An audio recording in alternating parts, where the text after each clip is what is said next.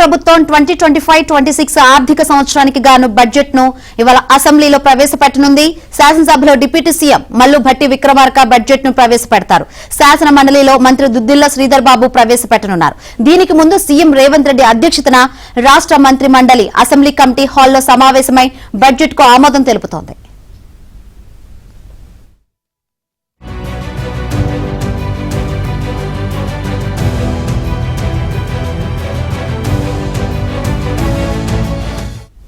తెలంగాణ ప్రభుత్వం ఈసారి వాస్తవ వ్యయాలు రాబడుల ఆధారంగా బడ్జెట్ ను తీర్చిదిద్దినట్లు సమాచారం.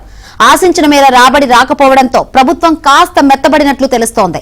ఆంధ్రప్రదేశ్ పెట్టిన 3.22 లక్షల కోట్ల రూపాయల భారీ బడ్జెట్ ను చూసి అత్యుత్సాహానికి పోవద్దని వాస్తవాలకు దగ్గరగా బడ్జెట్ ను రూపొందించుకుందామని CM Revanth Reddy, deputy CM Mallu Bhatti Vikramarka సమాలోచనలు జరిపినట్లు తెలిసిందే.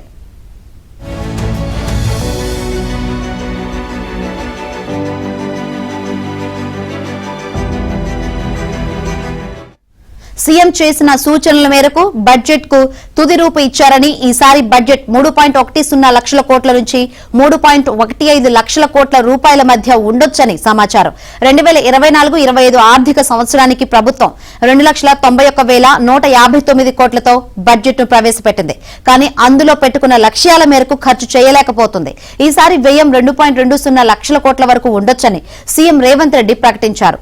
ఇలాంటి అనుభవాలను దృష్టిలో పెట్టుకుని 7 లేదా 8% మేర నిధులను పెంచి కొత్త బడ్జెట్ ను ప్రవేశపెట్టనుందని సమాచారం.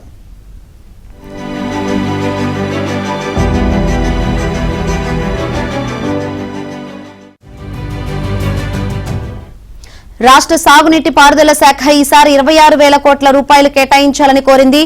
అడిగినంత ఇవ్వకపోయినా పాలమూరు, రంగారెడ్డి వంటి ప్రాధాన్య ప్రాజెక్టుల దృష్ట్యా సాగునీటి రంగానికి భారీగానే కేటాయింపులు ఉంటాయని భావిస్తున్నారు. అలాగే వైద్య ఆరోగ్య శాఖకు ఈసారి 12 నుంచి 13,000 కోట్ల రూపాయల వరకు కేటాయించవచ్చని తెలిసింది. ప్రస్తుత ఆర్థిక సంవత్సరంలో వైద్య ఆరోగ్య శాఖకు 11,468 కోట్లను కేటాయించారు.